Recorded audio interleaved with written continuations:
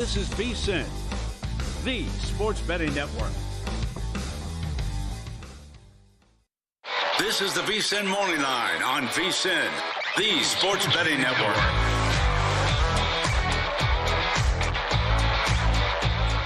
Good morning. Welcome into VSiN Morning Line. Thank you for getting your workday started with us, and happy Hump Day Wednesday. I'm Grace Remington with Harrison and Sanford, ready to get you up to date on all the latest news in the sports world and give you a look ahead to this upcoming football weekend. But before we do all that, here's what we got coming up on today's show. Plenty of guests to help us get the job done. Our very own Will Hill joining us at 7:30 Eastern. He's joining us for 2 blocks on this show today. That's how much betting insight he has to provide for us. Also leaving us with some best bets. In the second hour of the show, 8:45 Eastern, Andy Vasquez, Jets beat reporter from the Star Ledger and NJ.com, bringing us an update on this whole Jets fiasco. What's going on behind the scenes? He's got his boots on the ground. He's going to give us the latest. And then in the final hour of the show, 9:30 Eastern, our very own Adam Burke joining us with his best bets for baseball, NFL, and college football. Coming up in this hour, we're getting into the news of Robert Saleh's firing, breaking just after we left air yesterday. Doing a little update on the MLB and WNBA playoffs. And then we're wrapping the hour with our best bets from Will Hill. So, Harrison, let's get into it with the Jets. They're firing Robert Saleh after a 20-36 record in his short tenure with the Jets since the start of 2021. He never generated a winning season. When I saw the news, I had to sit down. I was that shocked, Harrison, because we all saw this coming, but maybe not so quickly. What was your reaction when you saw the news yesterday? Yeah, I didn't imagine it happening so quickly. I also just didn't imagine it happening on the heels of a big-time Monday Night Football game. I mean, you fire this guy, Robert Saleh, right before they have an opportunity to take over the AFC East. Their matchup against the Bills, if they win that game, they're the #1 overall seed. If you go back to even just how Robert Saleh's tenure has gone with the New York Jets, Grace, we've always said all he needed was the quarterback. And he finally got the quarterback. And the quarterback and the offense still has not led to wins yet. Still not has produced at the level that we all anticipated. I was shocked by it all. Didn't seem like something that could really move the needle. Now, if you would have told me they would have fired Nathaniel Hackett, now we talking. But that's not what happened yesterday. They took out the head of the snake in Robert Saleh. But something actually leads me to believe, Grace, that Robert Saleh isn't necessarily the head of the snake there as it pertains to the New York Jets. It makes me feel like Aaron Rodgers is the one running things there in Florham Park. Yeah, you think? Which makes me feel like, does it matter who the interim head coach is? It's Aaron Rodgers' team. Why now, though, when you knew this is how it... Because do you remember the last time they fired a head coach was Todd Bowles? And he was a dead man walking in his last season. We all knew he was going to be fired, and yet he lasted the entire season. This is the first time during Woody Johnson's tenure that he has fired a coach in season. So something's going on behind the scenes, and part of me thinks, it's a media heavy market. You live there, you know New York. I mean, these people have a short patience, right? What if he was a little bit influenced, a little bit I guess that's the good word, influence, to make this decision, a little bit of a rash decision. And remember, he was overseas when this hiring went down, working as an ambassador. So he doesn't actually have an attachment to Robert Saleh. But one quote from his statement that caught my attention is the way he talked about the new interim, Jeff Ulbrich. He said, he is a tough coach who has the respect of the coaches and players on this team. I believe he, along with the coaches on this staff, can get the most out of our talented team and attain the goals we established this offseason. Now, that could be a cookie cutter quote that you just insert into any press statement, right? And no matter who it's about. But given the circumstances, given that we've seen this tension between Robert Saleh and Aaron Rodgers multiple times in public, probably 3 times this season, between that awkward hug during the Patriots game on the sideline, all the times they've kind of danced around each other's quotes in press conferences. If we've seen it in public, what's going on behind the scenes? Oh, yeah. No, he definitely was referring to having Aaron Rodgers respect. That is for sure. Let's not forget the time during this past offseason where Robert Saleh said that Aaron Rodgers had an unexcused absence from camp. That's something that really put Aaron Rodgers out there publicly for not going along the team lines and not following in on what the team wanted to do. I'm going to say this, Grace.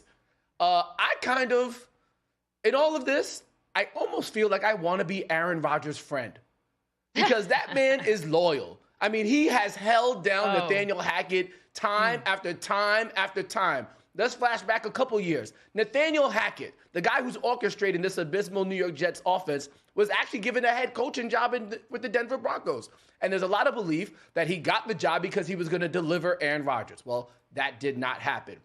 Now, yesterday, we hear the report. Robert Saleh is thinking about making a change as it pertains to the play calling for the New York Jets. And rightfully so, because the offense has been just as productive this year as they were last year with Zach Wilson.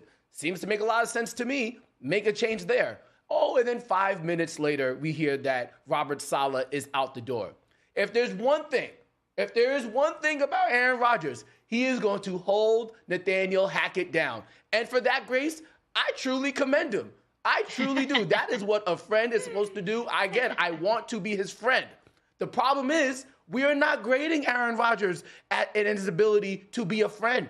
We are grading Aaron Rodgers on his ability to take the Jets to the playoffs, to take the Jets to the Super Bowl. And so far, that has not panned out, and it doesn't look like it's on the trajectory to get there. So I commend Aaron Rodgers. This is exactly the type of person you want in your friend circle, but I don't necessarily know from all the things that we have seen, the inexcused absence, the refusing to hug your head coach on the sideline, and now ousting or being behind the ousting of your head coach. I don't necessarily know if I would want him to be my quarterback for my football team. Those are two different things, and they're not panning out well for New York Jets backers, or New York Jets bettors at least, in the marketplace.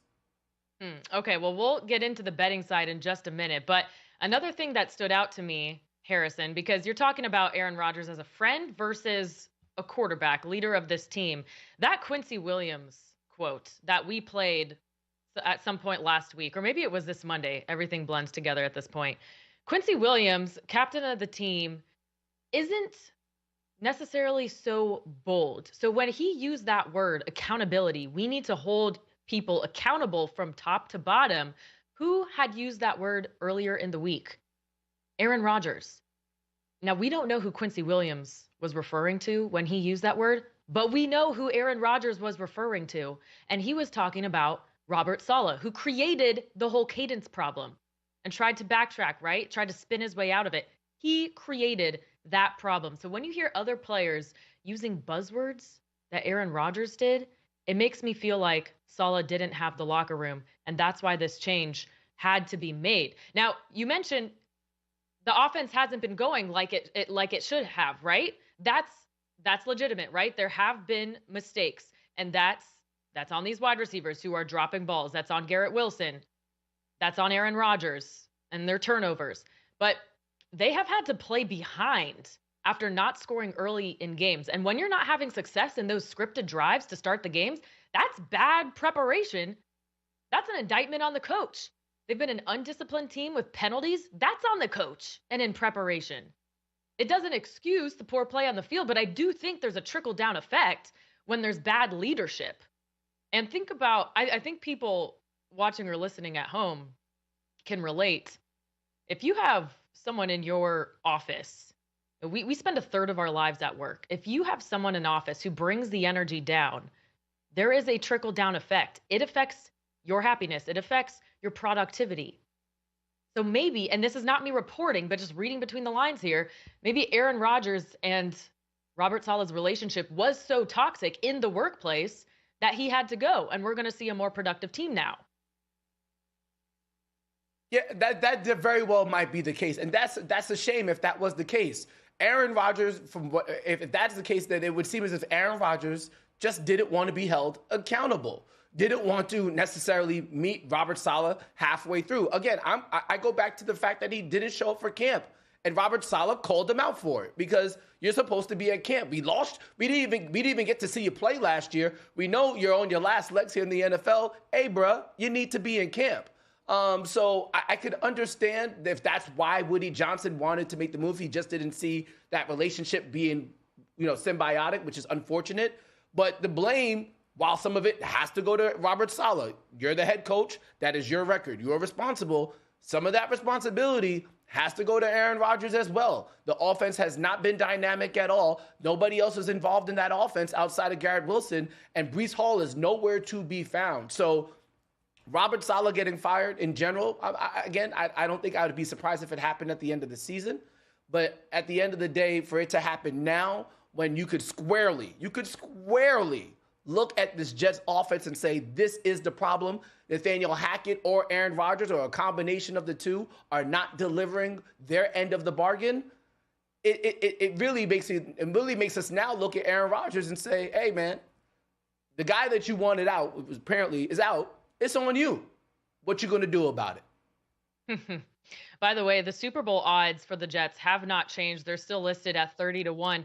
However, the divisional odds have changed quite a bit. Plus 160, they were the favorite preseason. Entering week 5, plus 250 behind the Bills. And then now, anywhere from 300 to plus 350. Harrison. Yeah, no, I don't. That's why the Robert Saleh move didn't make too much sense to me. It wasn't going to move the needle. And the books are telling you that. My. We'll discuss more on the Jets throughout the duration of the show, best believe. But coming up next on the VSiN Morning Line, we're going to tap into some playoff action on the diamond and on the hardwood. MLB playoffs and WNBA finals discussion on the way right here on the VSiN Morning Line.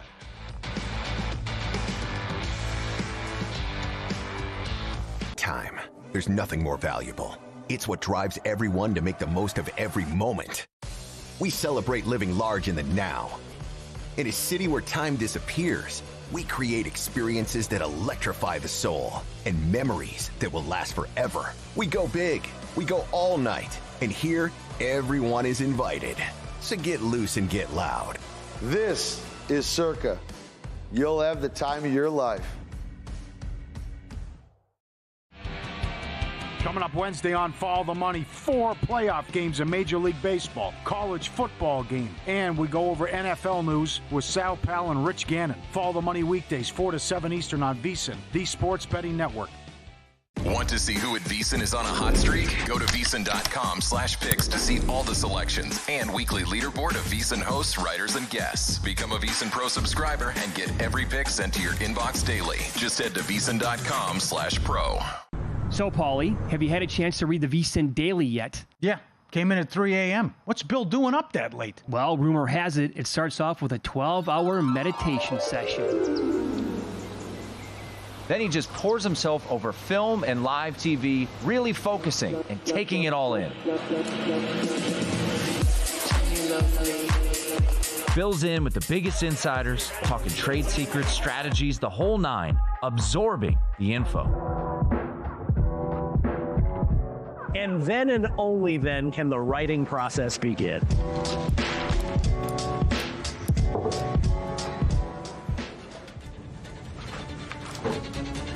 In Las Vegas, Bill's Late Night becomes your early morning. Wake up to the very latest betting insights in your inbox with the VSiN Daily. Sign up for free at vsin.com/newsletter.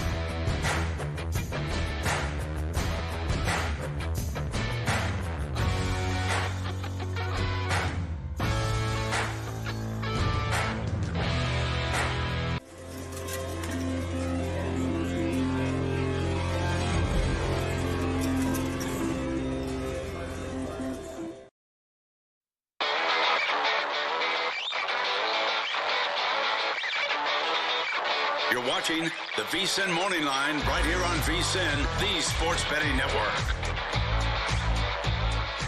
Welcome back into the VSiN Morning Line, where we continue to discuss the news of Robert Saleh's firing after a 20-36 record in less than 4 seasons as the Jets head coach. I'm Grace Remington with Harrison Sanford. Michael Lombardi was so sickened by this Jets news that he had to call out today. Jeff Ulbrich is named the interim head coach. He's been the defensive coordinator on this staff. He's been a part of Saleh's team since he was hired in 2021. A longtime assistant in the NFL, respected by many. He was a head coach at the Senior Bowl last year, which is an honor to have. Let's take a listen to the Jets' new interim coach. The message was, it's time to lock arms. We go back to back, and it's us against everybody. And with the talent that we have in that room, in my opinion, we have everything we need to be successful and have the season that we know we're capable of having, you know, and at the same time shared my love, regard, and respect for Robert, and you know, and at the same time, a day like this, there's a moment of you know, there's some sadness and frustration because ultimately his firing is on all of our hands, you know, so we got to do a better job. Yeah, the firing is definitely on all of the hands of those New York Jets. I think one of the things that caught my attention in what he said there is that they have all they need, right? So if they had all they need, then this firing shouldn't have happened. If they truly believe, the New York Jets believe that they had the roster to win the AFC East, to make it to the playoffs, to potentially go to the Super Bowl and win, then this firing didn't need to happen. And if it happened, it makes me seem to believe that it had to simply come down to Robert Saleh and Aaron Rodgers not getting along. And that's just the unfortunate circumstance for Robert Saleh, who's now on the couch, because his defense did their job.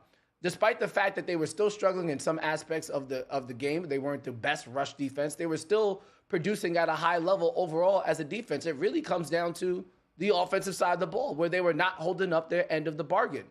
What I'm going to be challenged to see here, Grace, is what exactly does his firing actually lead to? Does it actually lead to better chemistry in the locker room? Because Ulbrich was a part of the defensive unit. I mean, there has to, if I was the new interim head coach, I'd say, and part of me would say, you got my guy Robert fired, and he didn't do anything wrong. He held up his end of the bargain. So it's just disappointing all the way around when you look at the entirety of the situation. And I don't think putting an interim coach here moves the needle at all. This is not Antonio Pierce getting the interim job for the Las Vegas Raiders, and they make an upgrade or they make an uptick in their record. I don't think it moves anything. They're still going to have to play the Buffalo Bills. They're still going to have to play the Miami Dolphins with the healthy Tua Tagovailoa, more than likely.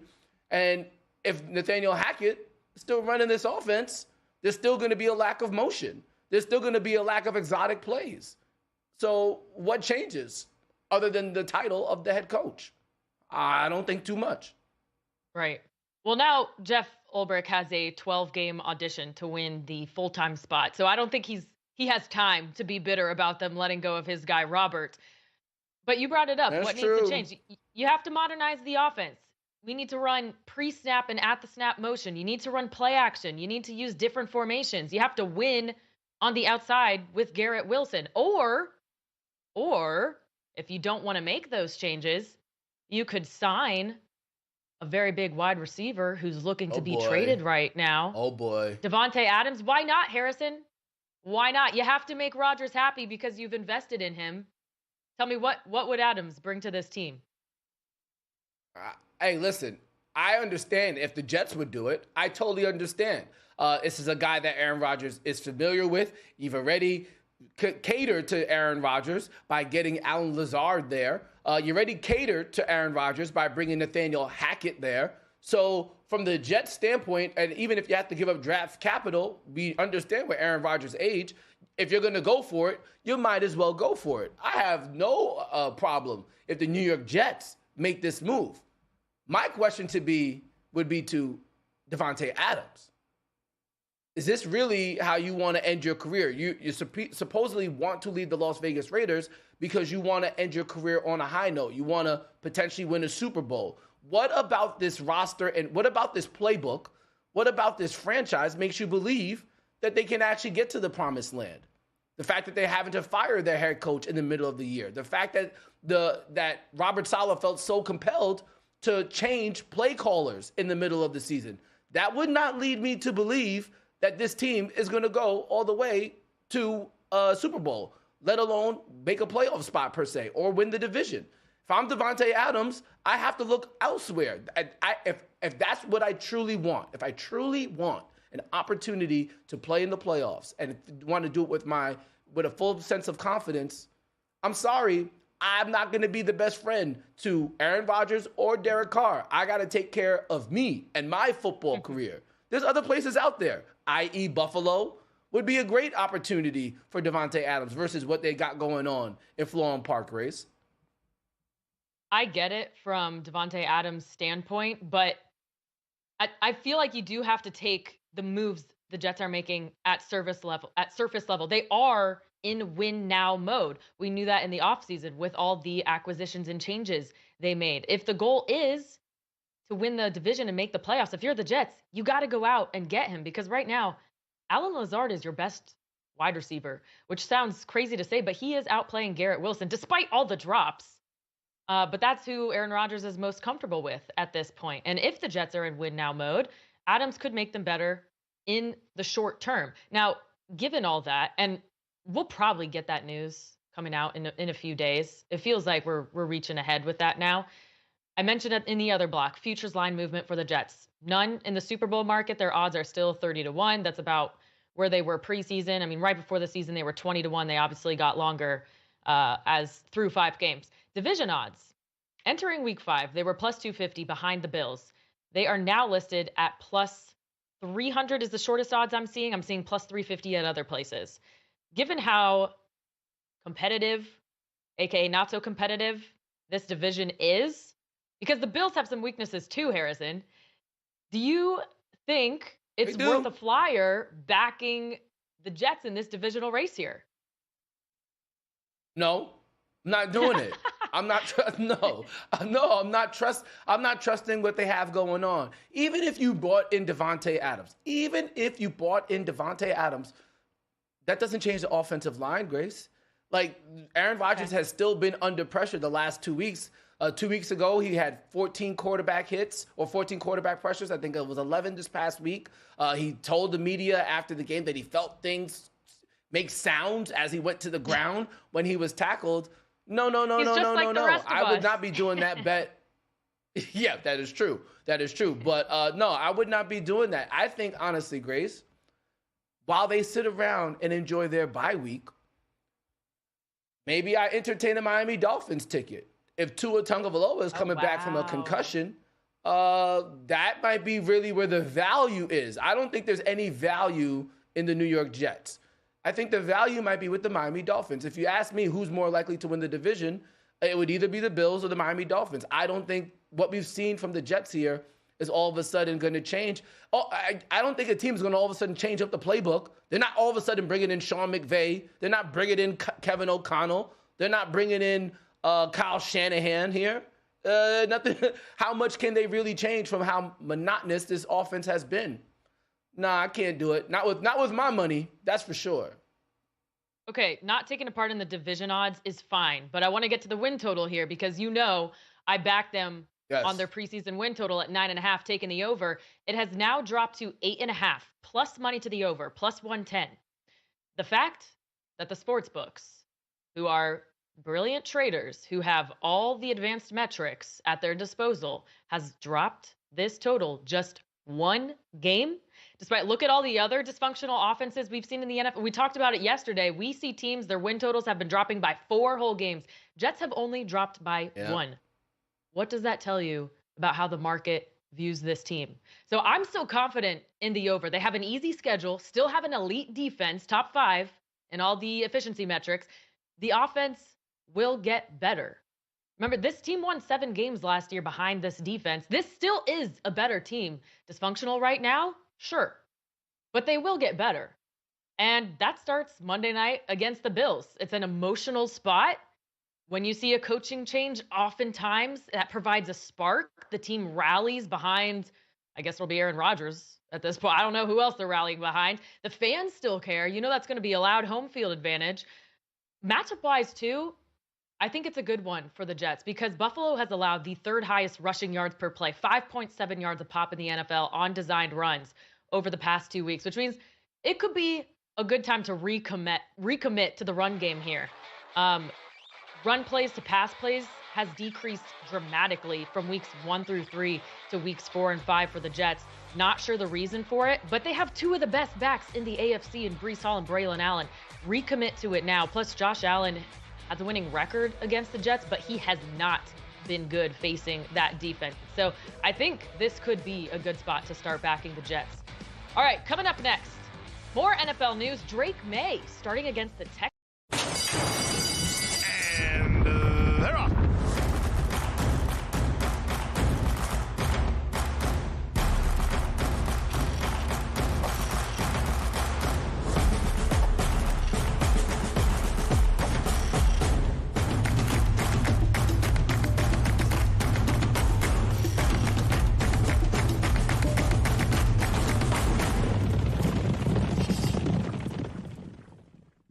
VSiN's got you covered for the start of the season with our football special. For $175, you'll get access to everything VSiN has to offer. With VSiN Pro, you'll receive daily picks straight to your inbox, detailed analysis on every game, and exclusive data like our betting splits to help you become a sharper bettor. Get all of this for just $175 through the Super Bowl. Or try a monthly subscription and get your first 30 days for only $9.99. Don't miss out on this offer. Sign up now at VSiN.com/subscribe.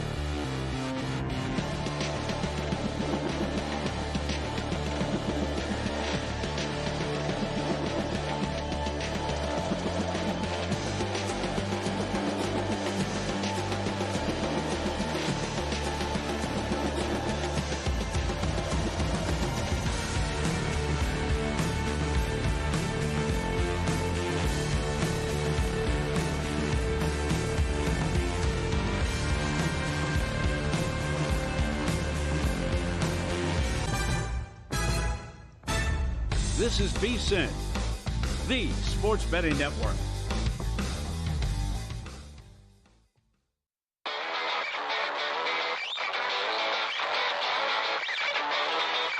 You're watching the VSiN Morning Line right here on VSiN, the Sports Betting Network. Welcome back into the VSiN Morning Line, where we are getting you ready for the football weekend ahead. I'm Grace Remington with Harrison Sanford, and now our very own Will Hill joins the show with his thoughts on the news of the day and the MLB playoffs so far. Will Hill joining us on the Progressive Guest Line, VSiN contributor and host of the Shoulda Bet More podcast. Will, let's start with some NFL news. The Patriots announcing they will be starting Drake May, the long-awaited start for the third overall draft pick, but it comes against the Texans and their vaunted defense. Why are they making this decision now, and how do you think it's going to go? Yeah, your guess is as good as mine in terms of the timing of this, because it seems like this whole time they've had this plan. They were meticulously planning when they were going to insert him, and then you throw him, like you said, against a really good defense, a really good pass rush. Why now? I'm not so sure, but I'm not so sure the Patriots really have a plan in New England. It just kind of seems they're going by the seat of their pants.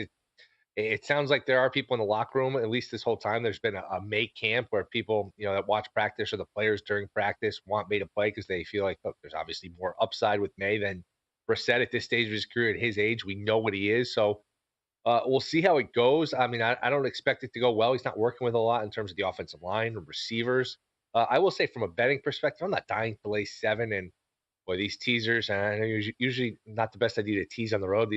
Teasing these favorites has not been a profitable endeavor. I'm sure people will still do it anyway. If you can get like the Eagles at 8.5 against the Browns and you tease that with the Texans. But I will say, I think 4.5 is still their win total. I mean, find me 4 more wins on that schedule. I do not think, no matter who's playing quarterback, May, Brissett, any one of the 3 of us, I don't think they're winning 4 more games. Granted, they almost won the other day, but that win week 1 is a long time ago now. I think this is to borrow the Denny Green line, they are who we thought they were. I think this is a 2 or 3 win team, and I still think under 4.5 is a good bet.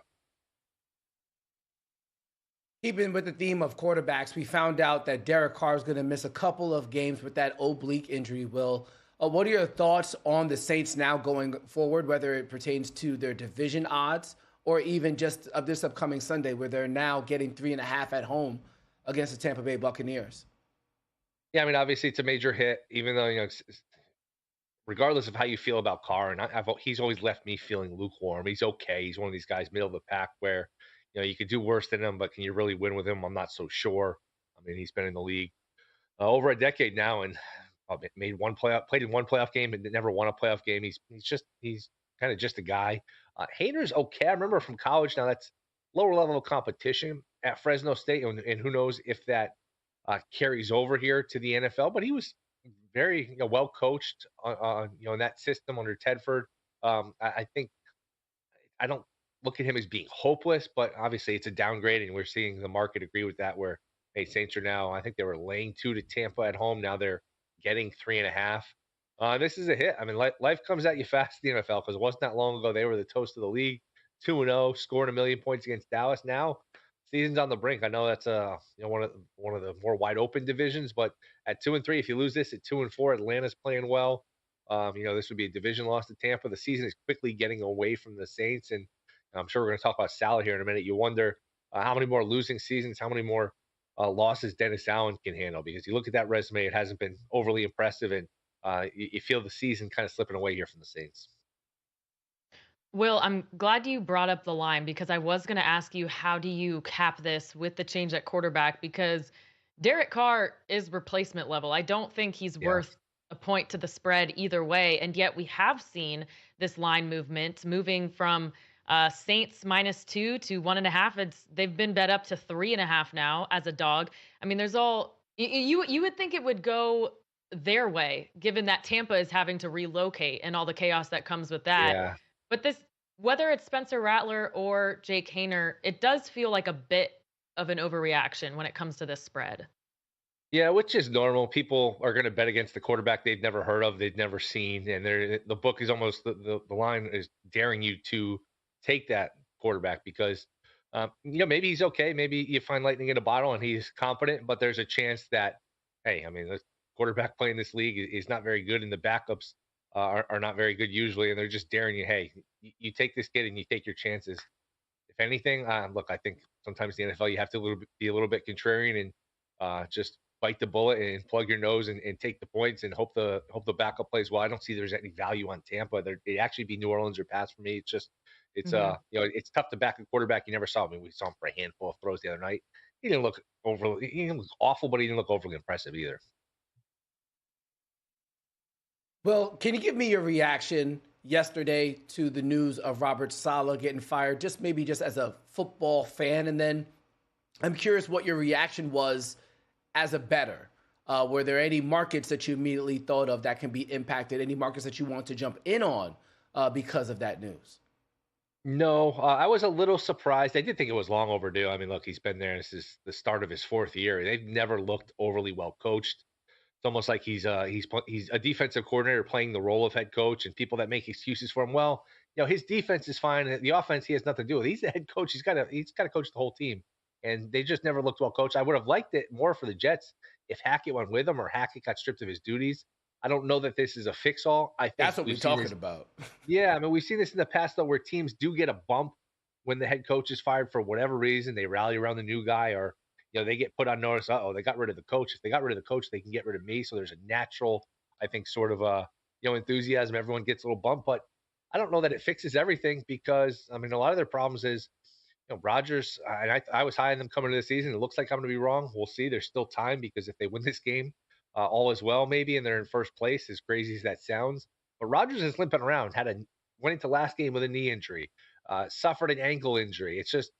If he's a sitting duck and teams can blitz him, it doesn't matter who the coach is. It's going to be hard for him to run around. But like I said, you're playing Buffalo, and if you win this, you're in first place because of the tiebreaker.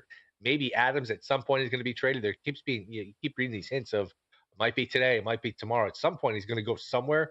So if you have Adams sometimes in the next week and you can somehow find a way to win this game, things will feel a lot better. Things will seem a lot better. But I thought they would be a little better defensively. I thought Rodgers would be a little better. They're just a little off. They're a little lesser than in a few of these positions than I thought going in. And who would have thought Breece Hall would just not be able to get on track like this? So they certainly have their issues. But again, they could have stolen that game against Minnesota the other day, and that, if not for a pick six, was a closer game. So there's still talent there, and this is a last-ditch effort to save the season. So I did think this was overdue, and I think in general this is a good move here. That Minnesota win and a loss and the Broncos loss were both potential wins. So they have, as dysfunctional as the offense has been, there is a little bit of unluckiness involved here. And I think that's playing a little bit too much into these betting markets right now. But let's get into the MLB playoffs because they have absolutely delivered from, the star players to the pitching. I mean, there are exciting moments out there every night. What were your reactions to last night's games? Yeah, baseball's having a little bit of a moment here. Usually during football, baseball gets buried a little bit, but I think the fact that there were standalone games last week with like the Mets and the Brewers and the Mets Braves kind of got things going and whet everybody's appetite and set the tone for what these playoffs are going to be. These playoffs have been awesome. Lead changes, dramatic moments. How about last night, Padres-Dodgers, where it's 6-5 in the third inning? It looks like it's going to be basically a beer league softball game and somebody's going to win it, 14-13. Then nobody scores again. So yeah, these games have been very exciting, very dramatic. My favorite bet tonight, I think the Mets close it out this afternoon tonight. I just think this team has something special going. When you look at them versus the Phillies and you think, oh, this is huge upset. How can they beat Philly? Well, since the All-Star break, Phillies 34-35 and the Mets are 43-28. So the Mets have been a legitimately really good team for the last few months here since they had that horrible, horrible start. And this would just be an incredible story if they do punch their ticket to the NLCS. And Quintana going for the Mets, he has been lights out the last 7 or 8 starts. I think it's the last 8 starts, 3 earned runs combined. So that crowd will be juiced up. They got a good pitcher going. They get contributions from all over the lineup. It's not just a top-heavy team like the Yankees are with Judge and Soto, and if they don't do it, nobody does. The Mets get guys like Marte and Winker, and they're just up and down the lineup. They have different spots they can hurt you. So I do like the Mets. And it's hard not to think the Padres close it out. The Dodgers don't have any pitching. The Padres are going to throw Dylan Cease. Wasn't good his last time out, but Dodgers just trying to cobble together a bullpen game. Last night is Walker Buehler. It's hard to win no matter how good your lineup is, no matter how many Betts, Freeman, Ohtani guys you have. If you don't have the pitching, it's hard to get it done. And the Dodgers just don't have a lot of starting pitching, and trying to throw one of these bullpen games at a team like the Padres right now is going to be difficult. Yeah, the Padres, the new favorite to win the World Series after going up 2-1 in the NLDS, right? Plus 270. The Yankees right behind them at plus 320 as that series is tied and picks up again today in Kansas City. Will Hill, how about you stay with us? We need some more best bets from you. Sounds good. All right, coming up on the other side, we're getting into Will Hill's best bets for college football, NFL, and these MLB playoffs. Don't go anywhere. This is the VSiN Morning Line.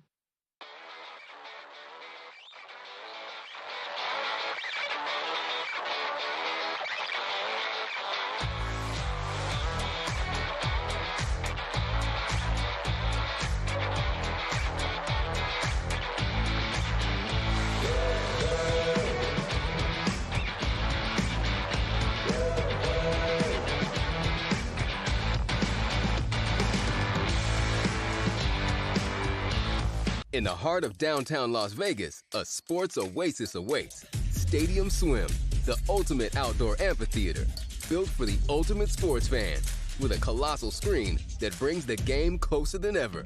Reserve a daybed, private cabana, or lounge in the center of it all. 6 pools to dive into as the game heats up. And the best part, there's never an off-season.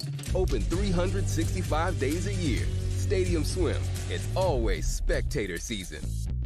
Looking for the ultimate sports betting podcasts? VSiN has got you covered. With a wide range of podcasts covering every major sport, we're here to help you make smarter bets every season. The Baseball Betting Show with Greg Peterson gives you daily insights into finding value on each day's MLB card. And check out Long Shots, where we deep dive into the world of golf betting, providing you with expert insights to help you bet every tournament. Find all of these podcasts and more at VSiN.com/podcasts or your favorite podcast platform.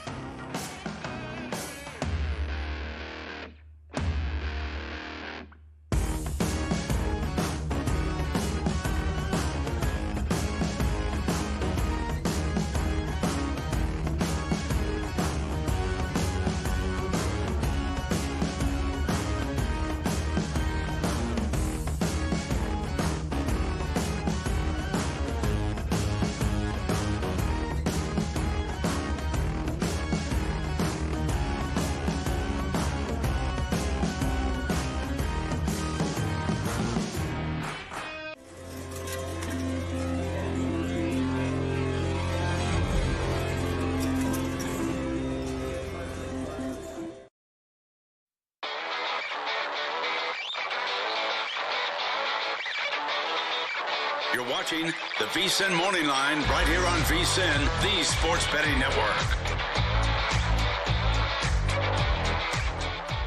Welcome back into the VSiN Morning Line, where we still have Will Hill here on the Progressive Guest Line, ready to dish out some best bets. You can find him all over VSiN. He does great work as a VSiN contributor. You can also listen to him on the Shoulda Bet More podcast and the Fox Sports Bear Bets podcast. So, Will, we talked a lot of pro sports. Let's get into college football now. And the game of the week, the one we've been waiting for since July, Ohio State, Oregon. 3.5 point spread here. The Ducks, a home dog for the first time in forever. It's not Bryant Denny level forever, but I think for the first time since 2016, 2018. So significant nonetheless, but a total here set at 53.5. How are you playing this game? Yeah, it's funny. During the summer when the line was, around pick'em or 1, I liked Oregon. I didn't bet it. Now at 3.5, I really, it's funny. I want no part of Oregon. They just haven't looked Yeah. impressive. They haven't looked the part. I think it should probably be around 3, so I should probably take the 3.5. I haven't gotten there yet. I like the under. This is sort of a handicapping 101, an old school handicapping way to approach the game, where both teams' biggest game. Neither team. I know Oregon played Boise, but neither team's really played anybody. Where their first big game, their first big test, you look towards an under just because. It's a little, there's nerves. It's almost like a boxing match, a feeling out process early where you don't want to lose it early. I think both teams maybe be a little conservative early. Plus, just based on the matchup, I think Oregon has played pretty well defensively. The problem is on offense, they can't finish drives. They don't get a ton of explosive plays. Offensive line has been an issue against this Ohio State really good defense. Are they going to be able to get those chunk plays they need to, score enough points? I'm not sure. Meanwhile, on the other side, where they've been vulnerable is against the run. So Ohio State, I think their success is going to be on the ground, which keeps the clock moving, 4 or 5 yards at a time, as long as you're just not getting completely gashed. I think this game stays under just because of the Oregon inability to stop the run and the Oregon inability to come up with big plays and finish drives on offense. So to me, I lean towards Ohio State. I don't want to lay the points. I guess I take it if anything, but I think an under is a good bet here. I see it the same exact way as you will. I feel I lean more Ohio State's way. That's not how I'm betting it. I'm about to bet the under. However, I was also looking at the first half under, and I love playing first quarters, first halves. Right now, the first half on total is sitting at 25.5, so we can get it at 24. Ohio State tends to start games slow. They play with their food, and then they explode in the second half. I don't know if they can do the same thing against Oregon. You would like to build a lead as quickly as possible here, but is there anything from deterring you from taking that first half play instead of the full game total? No, I like that too. I'm with you. I like the first half unders as well, just because, hey, you avoid the overtime, you avoid the game script where sometimes you can get in that back and forth late in the second half where a team is down 2 scores, then all of a sudden that game script is bad for your under because they're throwing and they're throwing, and that could mean points for the offense or points for the defense if the team on offense that's trailing is too aggressive. So that game script can get away from you. So I don't think it's a bad idea to play that first half under. Of course, you always have to deal with that. The first half sneaks over as a push or something. Then the second half, nobody scores. You're like, oh, why didn't I just take the full game under? But there's no perfect way to do this. But generally, I'm absolutely with you. Well, let's go over to a big game in the SEC now. Red River rivalry game between Oklahoma and Texas. You're looking at a total here as well. Boy, in the SEC, the Red River shootout, this doesn't sound right. That just doesn't, that's going to be hard to get used to. We've had a lot of upsets typically in this series. We've had a lot of big underdogs, not just cover, but win and win outright. I can't get there with Oklahoma. I'm actually going to play Oklahoma team total under 16.5. I just think the combination of their offensive line, their inexperience at quarterback, I think it's going to be tough for them to move the ball. I think it's going to be tough for them to sustain drives. Boy, it's tough to lay 2 touchdowns or north of 2 touchdowns in this matchup because it is a rivalry game, and the Dogs have played up so many times in this matchup. But I think it's going to be tough for Oklahoma to score. I'll play Oklahoma team total under here. I like that way of fading Oklahoma because they did. I capped this game similarly to the Tennessee game, Will, and their defense kept them in that, at least for the first half. So a good way to fade them there. Staying in the SEC, you have another Heisman bet you're adding to your futures plays here. You're looking at Carson Beck, despite Georgia having one of the most difficult schedules in the SEC. They have Texas, Ole Miss, and Tennessee still on the schedule, but you think he has a chance to make a comeback here and end up in New York? Why is that? Yeah, those are tough games, but those are also potential showcase games where I just think I always look at these markets, and when I want to fade the top of the board, I think that there's value somewhere else. And I mean, Genti's been incredible, but I mean, you're still talking about a lower level team with a running back on a lower level team at 2-1 odds. I don't want to back that. Hunter is obviously just an incredible player, and maybe he deserves to win, but that's still a team that's probably going to win 4 losses, and he's going to have 4 losses, and he's not a quarterback. So you've got 2 non-quarterbacks on 2 teams that are just sort of in terms of like national title contenders. Neither are national title contenders here. I think now's the time to buy a quarterback, whether that's I don't know that the Ohio State quarterback Will Howard can win, but if you want to take, hey, I like Oregon in the game, maybe not a bad idea to take Gabriel. I landed on Beck at 25-1 just because, like you said, he's got the games against Texas and Ole Miss and maybe an SEC title game.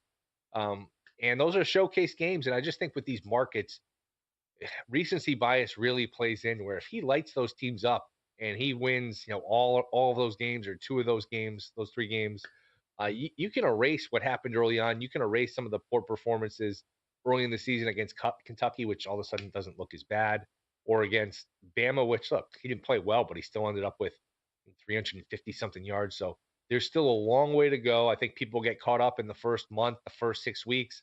These voters are very much a victim to recency bias, and I think there's a long way to go in this market.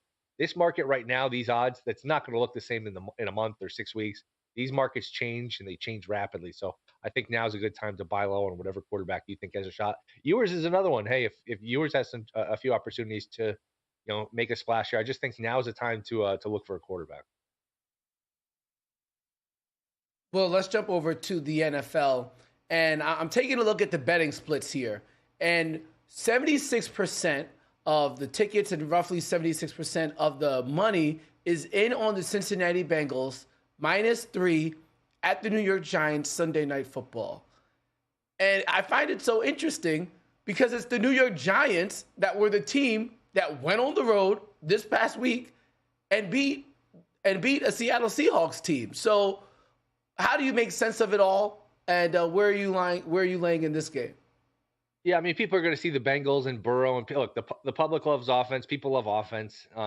And the Bengals have been lighting up the scoreboard. They have Burrow. And the perception of the Giants is just a lousy team, which I understand. They have been a lousy team for a long time now. But since he's 1-4, since he does not have a good defense, and if you look at the Giants, you just kind of re-examine their games here, their resume. All right, week 1 against Minnesota, they get blown out. All of a sudden, that doesn't look as bad. Week 2 against Washington, in Washington, they should have won the game if they had a kicker. All of a sudden, that looks like a much different performance than we thought in week 2. They won at Cleveland. They won at Seattle in kind of dominant fashion.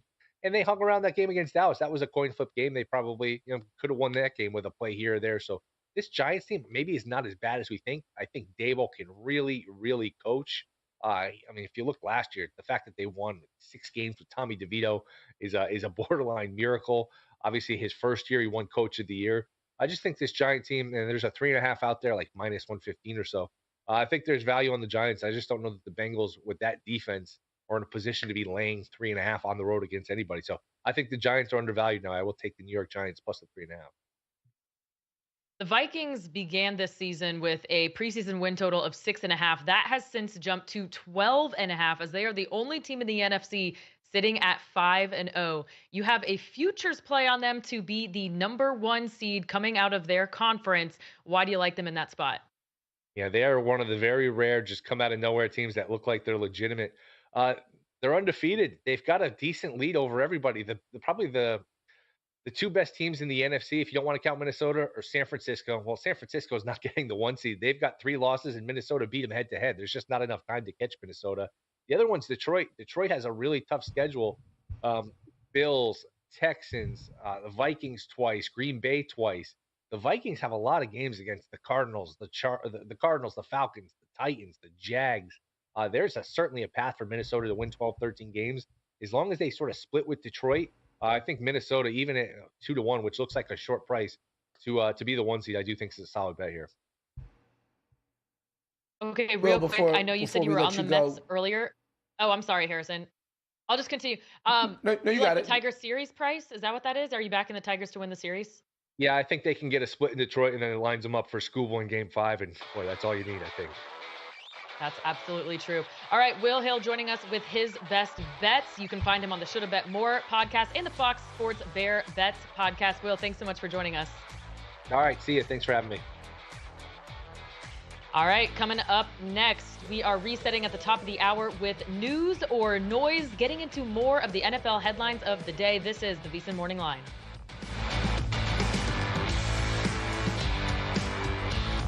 A new football season means a new lineup on VSiN. Start your day with sharp betting and